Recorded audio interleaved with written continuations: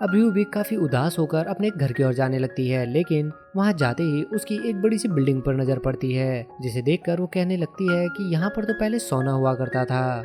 और वो जैसे ही वहां पर एक स्टोन को पढ़ने लगती है, इसी के साथ हम पहुंच जाते हैं पास्ट में, जहां मीसुक और हेसुक दोनों ही अपने बच्चों को खींचते हुए सोना में नहलाने के लिए ले जा रहे थे। और वो दोनों ही वहां जाने के लिए काफी ज्यादा ड्रामे कर रहे थे, जिस पर वो दोनों ही अपने बच्चों को खींचकर वहां ले जाते हैं। वहीं प्रेजेंट में रयू ये सब कुछ याद करके कहने लगती है कि बचपन में उन दोनों की मॉम्स ने उनके साथ बिल्कुल भी अच्छा नहीं किया, और वो उन दोनों को सोना साथ में नहाने के लिए शेयर करने के लिए कैसे कह सकते थे। रयू कहने लगती है कि उसे वो सोना बिल्कुल भी पसंद नहीं था, लेकिन अब उसे काफी बुरा लग रहा है कि वो सोना यहाँ से हट चुका है। साथ ही उस बिल्डिंग को देखकर रयू कहने लगती है कि आखिर ये क्या बना है, और यहाँ पर तो कोई बोर्ड भी नहीं है। वो अभी बिल्डिंग चेक कर ही रही थी कि उसी समय स्योंग्यो भी वहाँ पहुँच जाता है, और जैसे ही वो रयू को देखता है वो उसे तुरंत पहचान लेता है और उससे पूछने लगता है कि वो यहाँ क्या कर रही है, जिस पर रयू के कहने पर कि ये तो उसे पूछना चाहिए। स्योंग्यो कहने लगता है कि वो यहाँ पर क्यों है, इससे उसका कोई मतलब नहीं है। साथ ही कहने लगता है कि वो इस समय उसकी प्रॉपर्टी पर खड़ी है। रयू भी पहले तो मजाक समझती है, लेकिन उसका एक्सप्रेशन देखकर उसे जल्द ही रियलाइज हो जाता है, जिसके बाद स्योंग्यो फटाफट से उसे वहाँ से भगाने लगता है। अब जैसे ही रयू वहाँ से जाने लगती है, उसकी नज़र अपनी मॉम और बाकी लेडीज पर पड़ जाती है, जिन्हें देखते ही वो काफी घबरा जाती है और दूसरी ओर भागने की कोशिश करती है, लेकिन वहाँ उसे अपने फादर दिख जाते हैं। जब रयू को समझ नहीं आता कि अब उसे क्या करना चाहिए, रयू वहीं पर रखे एक बड़े से बॉक्स के नीचे छिप जाती है। ये देखकर स्योंग्यो भी उससे पूछने लगता है कि आखिर वो क्या करना चाहती है, और उसे उस बॉक्स के नीचे से निकालने की कोशिश करने लगता है। पर रयू उसे इस बार उसकी हेल्प करने के लिए कहती है। साथ ही उसे कहने लगती है कि वो अभी ऐसा प्रिटेंड कर सकता है कि उसने उसे देखा ही नहीं है और वो सिर्फ एक बॉक्स ही है। स्योंग्यो भी उसकी किसी बात को समझ पाता उससे पहले ही वो सभी लेडीज भी वहाँ पहुँच जाती हैं और रयू के लगेज को वहाँ पर देखकर कहने लगती है कि आखिर अपना लगेज यहाँ बीच सड़क में छोड़कर कौन चला गया।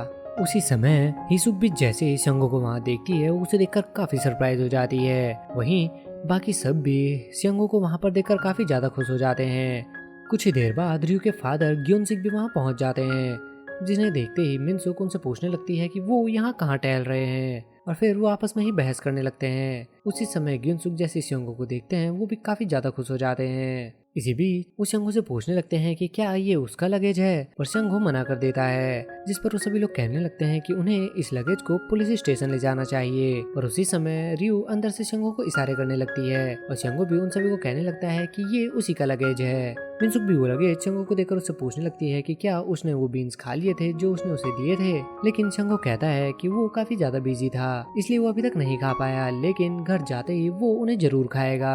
अब अचानक ही मिनसुक स्योंग्यो से पूछने लगती है कि वो इस बॉक्स को इस तरह से गार्ड क्यों कर रहा है और क्या उसके अंदर उसने कुछ कीमती चीज छिपाई है। ये सुनते ही स्योंग्यो भी बॉक्स पर लात मारते हुए कहने लगता है कि इसके अंदर कोई भी काम की चीज नहीं है और इसकी कोई भी वैल्यू नहीं है। इतना सुनते ही ग्योनसुक कहने लगता है कि अगर ऐसा है तो वो इस बॉक्स को ले जाकर बेच देगा। पर ये देखते ही स्योंग्यो भी अचानक कहने लगता है कि शायद ये बॉक्स उसके काम आ सकता है, क्योंकि अभी उसे अपने ऑफिस से काफी सारा सामान फेंकना है। अब उन सब के वहाँ से जाते ही रयू स्योंग्यो से कहने लगती है कि अगर वो सब वहाँ से चले गए हैं तो वो बाहर आ रही है, लेकिन स्योंग्यो बॉक्स को ऊपर से तेज से दबा देता है और उसे बाहर नहीं आने देता। स्योंग्यो उसे पूछने लगता है कि आखिर वो अपनी मॉम से क्यों छिप रही है, और उसे तो लगा था कि वो यूएस में है और क्या वो फिर से वहाँ पर कोई ट्रबल क्रिएट करके आ गई है। अब काफी कहने के बाद भी जब स्योंग्यो बॉक्स को नहीं छोड़ता तो रयू उस बॉक्स को तोड़कर बाहर निकल जाती है और कहने लगती है कि वो उसका भी यही हाल कर सकती है। वहीं स्योंग्यो कहने लगता है कि क्या आपने सेवियर से बात करने का ये कोई तरीका है।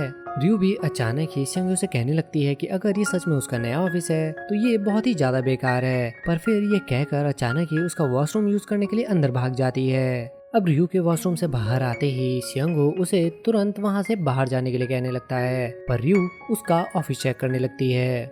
स्योंग्यो उसे कहता है कि वो अपने गंदे हाथों से कुछ न छुए, और इतना सुनते ही रयू जानबूझकर वहां पर रखी चीजों को छेड़ना शुरू कर देती है। स्योंग्यो भी ये देखकर कहने लगता है कि शायद उसका दिन ही खराब चल रहा है, जिस पर रयू कहने लगती है कि वो बहुत ही ज्यादा मीन है और जब वो छोटा था वो तभी क्यूट था। स्योंग्यो कहता है कि वो तो तब भी क्यूट नहीं थी जब वो छोटी थी। ये सुनते ही जैसे ही रयू से मारने के लिए आगे बढ़ती है, स्योंग्यो कहने लगता है कि उसने फिर से पहले जैसी हरकतें शुरू कर दी है और क्या उसने कभी उसे बताया है कि वो इंसान नहीं बल्कि बिल्कुल जानवर लगती है। इसी बीच जैसे ही स्योंग्यो उसकी मैरिज की बात करता है रियो के एक्सप्रेशन अचानक से चेंज हो जाते हैं। सियंगो कहता है कि उसकी मॉम ने उसके लिए प्लेन टिकट ऑफर किए थे, लेकिन उसे नहीं लगता कि वो उसकी शादी में आ पाएगा, और वो रियो को उसकी शादी के लिए कॉन्ग्रेचुलेट करता है। अब सियंगो उसे बाहर जाने के लिए कहने लगता है, लेकिन रियो अगले ही पल सीधे उसके ऑफिस में पहुंच जाती है और जाकर उसके ऑफिस की तारीफ करने लगती है। सियंगो भी उसे अच्छे से डिटेल में समझाने लगता है कि उसने एक फेमस टूम के आर्किटेक्चर को फॉलो करके इसे बनाया है, जिस पर रियो फिर से उस पर हंसने लगती है और कहने लगती है कि इसका मतलब वो अब से एक टूम में रहने वाला है। सियंगो कहता है कि उसे आर्ट के बारे में कुछ नहीं पता और क्या वो अब यहाँ से जा सकती है। रियो भी उसका ऑफिस चेक करने के लिए जैसे ही जाने लगती है, वो एक तार में फंसकर एक बड़ी सी अलमारी से टकरा जाती है, पर वो अलमारी उसके ऊपर गिर पाती उससे पहले ही सियंगो आकर उसे रोक लेता है, लेकिन एक बड़ा सा आर्टिफैक्ट उसकी कमर पर गिर जाता है। अब रियो को फटाफट से साइड निकलते देख सियंगो कहने लगता है कि उसे उसका थैंक्स करना चाहिए, लेकिन वो तो अपने बारे में सोच रही है। सियंगो को इतना पेन में देखकर रियो उसकी चोट चेक करने लगती है। सियंगो मना करता है, लेकिन रियो उसकी एक भी बात नहीं सुनती और उसके कपड़े उठाकर उसकी चोट को चेक करने लगती है।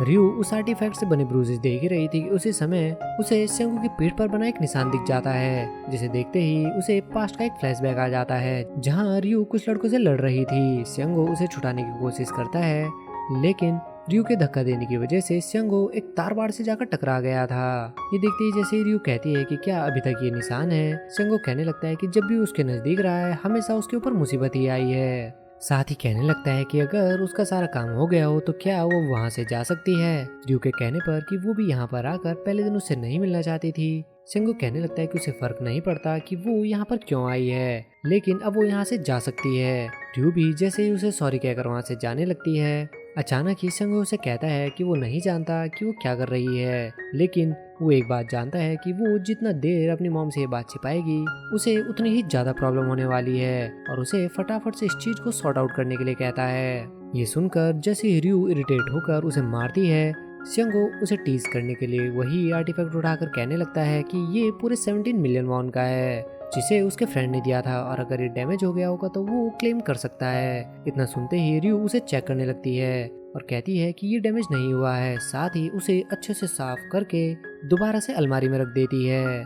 इसी बीच सीन शिफ्ट होता है सिक्योरिटी सेंटर में, जहां मोम पहुंचते ही अपने बॉस से कहने लगती है कि उसे घर जाने के बाद वो वापस कैसे बुला सकते हैं। उसका कैप्टन भी कहने लगता है कि एक नया इंटर्न काफी ज्यादा बीमार हो गया है और इसी वजह से उसे वापस बुलाना पड़ा है। वो दोनों अभी बात कर ही रहे थे कि उसी समय उन्हें एक और इमरजेंसी कॉल आ जाती है, जिसके बाद वो दोनों ही गाड़ी लेकर सीधे एक पार्क में पहुंच जाते हैं, जहां एक आदमी को लेटा देख मोम उससे पूछने लगती है कि वो यहाँ पर क्या कर रहे हैं, पर उसी समय मोम देखती है कि वो आदमी काफी ज्यादा ड्रंक है। उसके पूछने पर वो आदमी भी कहने लगता है कि वो सिर्फ चेयर से गिर गया था और उसे किसी भी हॉस्पिटल जाने की जरूरत नहीं है। मोम उसे समझाने की कोशिश करती है, लेकिन वो आदमी उसे कहने लगता है कि उसे कहीं नहीं जाना और उसके ऊपर चिल्लाने लगता है। उसकी हालत देखकर मोम भी पूछने लगती है कि क्या उसे डायबिटीज है और उसका ब्लड शुगर चेक करने की कोशिश करती है, पर वो आदमी उसे काफी मना करता है। पर जब वो नहीं मानती तो वो वहीं पर रखी एक बॉटल उठाकर मोम को डराने लगता है। अब ये सब कुछ देखकर वहीं पर खड़ा एक आदमी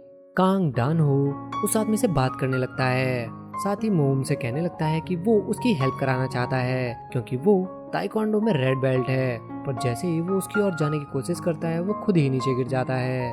वहीं अगले ही पल ये देखकर मोम घुमाकर उस आदमी के हाथ पर एक लात मारती है और उसे नीचे गिरा देती है। साथ ही दानो को बताती है कि वो भी ब्लैक बेल्ट है। मोम एक आदमी को दानों का ट्रीटमेंट करने के लिए कहकर उस आदमी का ब्लड शुगर चेक करने लगती है, जो कि एक लात खाने के बाद चुपचाप अपना ब्लड शुगर चेक कराने लगता है। वहीं दानो मोम से बहुत ही ज्यादा इम्प्रेस हो जाता है। सीन शिफ्ट होता है और हमें दिखाया जाता है रियो को, जो कि वापस से अपने घर की ओर जा रही थी। वहीं सियंगो भी उसके पीछे पीछे चल रहा था। अब कुछ दूर जाकर सियंगो उसे कहने लगता है कि वो इतना शोर क्यों कर रही है और उसे खुद से दूर चलने के लिए कहता है। रियो कहती है कि वही है जो उसका पीछा करते करते यहाँ तक आ गया है, जिस पर सियंगो उसे बताता है कि शायद वो भूल रही है कि वो दोनों पड़ोस में ही रहते हैं और वो वापस अपने घर जा रहा है। उसी समय अचानक ही एक डिलीवरी मैन को वहाँ पर देखकर रियो उसे घूरना शुरू कर देती है और सियंगो से कहने लगती है कि अगर वो उससे उसका हेलमेट उधार मांगेगी तो क्या वो उसे दे सकता है, क्योंकि अगर वो बिना हेलमेट के घर गई तो उसकी मॉम उसका सर फोड़ देंगी। सियंगो भी कहता है कि उसे नहीं लगता कि ऐसा कुछ होने वाला है, पर अगले ही पल रियू अपना बैग खोलकर अपने सारे कपड़े एक के ऊपर एक पहनना शुरू कर देती है। वहीं सियंगो ये देखकर कहने लगता है कि उसने उसे अंडर एस्टिमेट किया, क्योंकि वो तो पूरी ही पागल हो चुकी है। जिसके बाद वो दोनों ही सीधे अपने घर के बाहर पहुंच जाते हैं, जहां जाते ही रियू उसे हिट करने के लिए कहती है ताकि वो ये चेक कर सके कि वो अपनी मॉम की मार को झेल पाएगी। जिस पर सियंगो उसे कहने लगता है कि उसे यूएस से पहले एक बुलेट प्रूफ जैकेट लेकर आनी चाहिए थी। अब अचानक रियू सियंगो से कहने लगती है कि क्या वो आज की रात उसके साथ बिताना चाहता है। सियंगो भी ये सुनकर काफी सरप्राइज हो जाता है। वहीं रियू कहने लगती है कि वो काफी ज्यादा डरी हुई है और वो चाहती है कि वो आज की रात सिर्फ उसके साथ रहे। सियंगो के पूछने पर रियू कहने लगती है कि वो सच में बहुत ही बड़ी मुसीबत में है। वो सियंगो को अपनी प्रॉब्लम बताती है, पर जब उसे समझ नहीं आता तो वो उसे चिल्लाकर कहने लगती है कि उसने अपनी एंगेजमेंट तोड़ दी है। वहीं सियंगो जैसे ही अचानक उसकी मॉम का नाम लेता है, रियू कहने लगती है कि वो उसे बेवकूफ नहीं बना सकता। पर उसी समय अपनी मॉम की आवाज सुनते ही उसे रियलाइज होता है कि वो अब एक बहुत ही बड़ी मुसीबत में फंस गई है, क्योंकि उसकी मॉम उसके फादर और हेसुक के साथ वहाँ पहुँच चुकी थी। मिनसुक भी रियू को देखते ही पूछने लगती है कि उसने भी क्या कहा, जिस पर रियू बड़ी ही खुश होकर अपनी मॉम के पास पहुँच जाती है और कहने लगती है कि शायद उसके अचानक से आने की वजह से वो काफी ज्यादा सरप्राइज होंगे, लेकिन वो सिर्फ उन्हें यही बताने आई थी कि उसने अपनी एंगेजमेंट तोड़ दी है। ये सुनकर हिसुक भी काफी ज्यादा सरप्राइज हो जाती है। वहीं उसके फादर भी ये सुनते ही बेहोश हो जाते हैं, पर फिर अचानक ही होश में भी आ जाते हैं। अब ये सुनते ही मिनसू कितना ज्यादा गुस्से में आ जाती हैं कि वो रियू को पीटना शुरू कर देती हैं, लेकिन रियू उन्हें अलग अलग कहावतें सुनाने लगती है। साथ ही कहने लगती है कि मैरिज इस तरह से है कि जैसे एक फेस्टिवल को शुरू होने से पहले ही छोड़ देना। और इतना सुनते ही उसकी मॉम उस पर और भी ज्यादा गुस्सा करने लगती हैं। अब इसी बीच अचानक ही मिनसू उससे पूछने लगती है कि क्या उसके होने वाले दामाद ने उसे छोड़ा है, और अगर ऐसा है तो वो फटाफट से अपने हस्बैंड को 2 टिकट बुक करने के लिए कहने लगती हैं। पर रियू अचानक ही कहने लगती है कि इस सब में उसकी कोई भी गलती नहीं है। मिनसुक भी कहती है कि क्या वो अभी भी उसे प्रोटेक्ट करने की कोशिश कर रही है, पर फिर अचानक ही वो रियू से पूछने लगती है कि कहीं ऐसा तो नहीं है कि उसने उस आदमी को चीट किया हो। रियू इस चीज का कोई जवाब दे पाती उससे पहले ही मिनसुक वहीं पर पड़ी सब्जी को उठाकर उसे मारने की कोशिश करने लगती है, लेकिन रियू सियंगो के पीछे छिपकर खुद को बचाने लगती है और मिनसुक की सारी मार सियंगो ही खाने लगता है। ये देखकर उसकी मॉम हेसुक भी उसे बचाने लगती है। अब मिनसुक को इतना आउट ऑफ कंट्रोल होते देख ग्योनसिक वहाँ आकर उसे कहने लगता है कि वो अपनी बेटी को इस तरह से कैसे मार सकती है, कि आज तक रियू ने बिना उनकी हेल्प के ही खुद को बड़ा किया है, और अगर उसने ऐसा किया है तो जरूर उसके पास कोई रीजन होगा और उसे उसकी साइड की स्टोरी भी सुननी चाहिए। अब उसकी बातें सुनकर मिनसुक भी थोड़ा शांत हो जाती है और रियू से पूछने लगती है कि आखिर उसने ये सब कुछ क्यों किया। रियू भी बार बार अपनी मॉम से कहने लगती है कि अगर वो उन्हें सच सच बताएगी तो क्या वो उसे नहीं मारेंगी। उसकी मॉम भी कहती है कि वो सिर्फ ये जानना चाहती है कि आखिर उसने ये सब क्यों किया। अब उनके बार बार पूछने पर जैसे ही रियू बताती है कि उसने एंगेजमेंट तोड़ने के साथ साथ अपनी जॉब भी छोड़ दी है, उसकी मॉम ये सुनकर और भी ज्यादा गुस्से में आ जाती हैं और फिर से उसे उसी सब्जी से मारने की कोशिश करने लगती हैं। अब काफी कोशिश करने के बाद भी जब उसकी मॉम नहीं रुकती तो रियू अचानक ही सियंगो का हाथ पकड़कर वहां से भागना शुरू कर देती है और सियंगो के पूछने पर कि आखिर वो उसे लेकर साथ क्यों भाग रही है, रियू कहने लगती है कि ये एक टैग की तरह है और अगर गलती से उसकी मॉम ने उन्हें पकड़ा तो वो दोनों मारे जाएंगे। यहीं पर हमें एक फ्लैशबैक भी दिखाया जाता है जहां बचपन में खेलते हुए हमेशा ही रियू सियंगो का हाथ पकड़े रखती थी, जिसके बाद सियंगो भी रियू का हाथ पकड़कर उसे अपने साथ भगाते हुए वहां से ले जाता है। वहीं उसकी मॉम कुछ दूर पीछा करने के बाद काफी ज्यादा थक जाती हैं। अब थोड़ी देर बाद वो दोनों दौड़ते दौड़ते एक पार्क में पहुंच जाते हैं। रियू के कहने पर कि अब उन्हें उसकी मॉम नहीं पकड़ पाएगी, सियंगो कहता है कि उसकी मॉम को तो उन्होंने काफी देर पहले ही पीछे छोड़ दिया है। ये सुनते ही रियू उसी के ऊपर चिल्लाने लगती है और कहने लगती है कि अगर उन्होंने उन्हें पहले ही पीछे छोड़ दिया था तो वो उसे इतनी दूर तक दौड़ाते हुए क्यों लेकर आया। अब रियू इतना ज्यादा थक जाती है कि वो वहीं पर बेंच पर बैठ जाती है और सियंगो को उसके लिए ड्रिंक लाने के लिए कहती है, लेकिन सियंगो ऐसा बिल्कुल भी नहीं करता और उसे इतना ज्यादा थके हुए देखकर कहने लगता है कि अगर वो इतने में ही थक जाती है तो उसे एक्सरसाइज कर लेनी चाहिए थी। रियू कहती है कि वो भी देखना चाहेगी कि क्या 10 साल कंप्यूटर के सामने बैठकर काम करने के बाद भी वो ये चीज कह सकता है। जिसके बाद रियू अचानक ही सियंगो को एक पेड़ के पास खड़ा कर देती है और उसके पीछे खड़े होकर अपने सभी एक्स्ट्रा क्लोथ्स को उतारने लगती है। उसके इतने क्लोथ्स देखकर सियंगो भी कहने लगता है कि क्या वो एक नेस्टिंग डॉल है। सियंगो बनाना तो उसका मजाक चाहता था, लेकिन रियू इस पर कहने लगती है कि क्या इसका मतलब वो ये कहना चाहता है कि वो एक डॉल है। सियंगो से पूछने लगता है कि क्या उसने अपना काम निपटा लिया है। पर रियो के कोई जवाब नहीं देने पर वो पीछे पलट कर देखता है, जो कि सिटी की ओर ही देख रही थी। और सियोंग उसे कहने लगती है कि उसे उसकी बात मान लेनी चाहिए थी और अब उसे नहीं लगता कि कई दिन तक उसकी मॉम उससे बात करने वाली है। साथ ही रियो कहने लगती है कि उसे उस टाइम अपनी मॉम का फेस काफी गौर से देखना चाहिए था, क्योंकि वो उन्हें काफी ज्यादा मिस कर रही है। जिस पर सेंग्यो कहने लगता है कि अगर ऐसा था तो उसे अपनी मॉम से झूठ नहीं कहना चाहिए था कि वो अपने फियांसे को चीट करके यहाँ आई है। उसकी बात सुनते ही रियो कहने लगती है कि क्या उसे ऐसा नहीं लगता कि उसने चीट किया है। साथ ही कहने लगती है कि उसे किसी बुक को सिर्फ कवर से जज नहीं करना चाहिए। रियो के कहते ही कि वो एक बहुत बड़ा सीक्रेट छिपा रही है। सेंगो भी कहने लगता है कि अगर ऐसा है तो उसे वो सीक्रेट छिपा कर ही रखना चाहिए। रियो भी कहने लगती है कि उसका उस सीक्रेट को वो कभी भी नहीं जान पाएगा और उसे इस चीज से वैसे भी कोई फर्क नहीं पड़ता। पर सेंगो के कहते हैं कि उसे ऐसा नहीं लगता कि वो फाइन है। रियो उसे बताने लगती है कि उसने पहले कोरिया में पढ़ाई करी और फिर अचानक ही यूएस शिफ्ट हो गई, जिस वजह से पहले उसे वहाँ के लाइफस्टाइल को अडॉप्ट करना पड़ा। फिर काफी मेहनत करके उसे फाइनली एक जॉब मिली, जहाँ कई साल वो लगातार काम करती रही और फिर अचानक ही उसने एंगेजमेंट कर ली। रियो कहने लगती है कि उसकी लाइफ इतनी ज्यादा स्पीड से चल रही थी कि एक सिस्टम की तरह उसका सीपीयू ओवरहीट हो गया और उसे खुद को रीबूट करने की जरूरत पड़ी और इसी वजह से वो वापस यहाँ आ गई, ताकि वो अपनी करेज खत्म होने से पहले ही अपनी फैमिली को इस बारे में सब कुछ बता सके। वो दोनों बात कर ही रहे थे कि उसी समय एक कपल वहाँ आकर उन्हें उनकी फोटो क्लिक करने के लिए कहता है। अब उनकी फोटो क्लिक करते ही जैसे ही वो आदमी उनसे पूछता है कि क्या उन दोनों को भी फोटो क्लिक करानी है, वो दोनों एकदम सिंक में ही मना कर देते हैं और उनके हर सवाल पर वो दोनों इतना ज्यादा सिंक में थे कि वो आदमी कहने लगता है कि शायद वो दोनों काफी टाइम से एक दूसरे को डेट कर रहे हैं, जिस पर वो दोनों ही उन्हें बताते हैं कि वो दोनों सिर्फ फ्रेंड्स ही हैं। तभी अचानक ही सेंग्यो को दोंगजिन का कॉल आता है, जो उसे बताता है कि उसकी मॉम रियो को घर पर वापस बुला रही हैं ताकि वो उसकी पूरी बात सुन सकें। साथ ही कहता है कि वो अब वायलेंस भी यूज नहीं कर सकती क्योंकि उनकी पूरी एनर्जी खत्म हो गई है। अब कॉल कट करते ही सेंग्यो रियो से कहता है कि उसकी मॉम उसे वापस घर बुला रही हैं। रियो के कहने पर कि उसके वहां जाते ही उसकी मॉम उसे फिर से पीटना शुरू कर देंगी।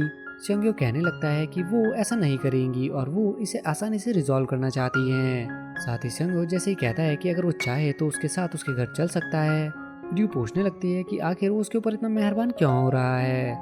सेंग्यो भी कहता है कि वो इसलिए क्योंकि उसकी मॉम उससे ज्यादा उसे पसंद करती हैं। जिसके बाद वो दोनों ही सीधे अपने घर की ओर निकल जाते हैं। अब सीन शिफ्ट होता है और हमें दिखाया जाता है दानो को, जो कि अपने हाथ पर पट्टी कराकर जैसे ही बाहर आता है उसकी नजर मोम पर पड़ जाती है, जो कि वहाँ के स्टाफ से बात कर रही थी। अब जैसे ही वो बाहर जाने लगती है, दानो उससे बात करने पहुंच जाता है और कहने लगता है कि उसे इस तरह से उसके बीच इंटरफेयर नहीं करना चाहिए था। मोम कहती है कि वो उस समय काफी ज्यादा फुलिश लग रहा था, लेकिन काइंडनेस के लिए उसके हार्ट में एक सॉफ्ट स्पॉट है। ये कहकर वो जैसे ही जाने लगती है, दानो उससे उसका नाम पूछने लगता है, पर मोम कहती है कि आज से पहले जितने भी पेशेंट्स को उसने बचाया है और जितने भी लोगों ने उसका नाम या नंबर पूछा है, वो आज तक उसके टच में नहीं आ पाए हैं। पर दानो के कहने पर कि वो उसके टच में आना चाहता है, मोम उसे मना करके वहाँ से चली जाती है। उसी समय उसकी नजर उसी आदमी पर भी पड़ती है, जिसके लिए मोम एक नोट और कुछ शुगर कैंडीज छोड़कर गई थी, जिसमें उसने उसे थोड़ी कम अल्कोहल पीने के लिए कहा था। वो आदमी पहले उसे फेंकना सोचता है, पर फिर अपनी पॉकेट में रखकर वहाँ से निकल जाता है। ये देखकर दानो मोम के लिए और भी ज्यादा इम्प्रेस हो जाता है। वहीं दूसरी ओर रियो और सेंगो दोनों ही घर पहुंच गए थे, जहाँ सेंगो के बेल बजाने से पहले रियो कहने लगती है कि अभी तक वो तैयार नहीं है, लेकिन सेंगो फिर भी बेल बजा देता है और उसकी मॉम के पूछने पर जैसे वो बताता है कि वो रियो को वापस ले आया है, वो उन दोनों को अंदर आने के लिए कहती है। अब अंदर पहुंचते ही उसकी मॉम को सोफे पर लेटा देख सेंग्यो कहने लगता है कि शायद उसकी मॉम रो रही है। रियो भी जैसे ही चेक करने के लिए अपनी मॉम के पास पहुंचती है, वो ये देखकर शॉक हो जाती है कि उसकी मॉम रो नहीं रही थी, बल्कि वो तो उसे पीटने के लिए पहले ही हथियार लेकर बैठी थी। अपनी मॉम को देखते ही जैसे ही रियो वहाँ से भागने की कोशिश करती है, सेंगो उसे पकड़ लेता है और बाहर नहीं जाने देता। साथ ही उसकी मॉम को ये कहकर वहाँ से बाहर भाग जाता है कि वो रियो को पकड़कर वापस ले आया है और वो उसके साथ जो भी करना चाहती हैं कर सकती हैं। रियो उसे बार बार दरवाजा खोलने के लिए कहती है, लेकिन सेंगो उसकी बात नहीं सुनता और उसकी मॉम भी उसे अंदर ले जाकर पीटना शुरू कर देती है। अब उसकी पिटते हुए आवाज सुनकर सेंगो को पास का सीन याद आने लगता है, जब कोरियन ना आने की वजह से काफी सारे बच्चे उसे बुली कर रहे थे, लेकिन उसी समय उसे बचाने के लिए रयू वहां पहुंच गई थी। सियांगो भी कहने लगता है कि अब जब वो वापस आ गई है तो उसकी लाइफ फिर से काफी केओटिक होने वाली है, और उसकी पिटते हुए आवाज सुनकर सियांगो हंसते हुए अपने घर चला जाता है। और इसी सीन के साथ ये पार्ट यहीं पर खत्म हो जाता है। तो मिलते हैं लव नेक्स्ट डोर के नेक्स्ट पार्ट के साथ, तब तक के लिए बाय बाय।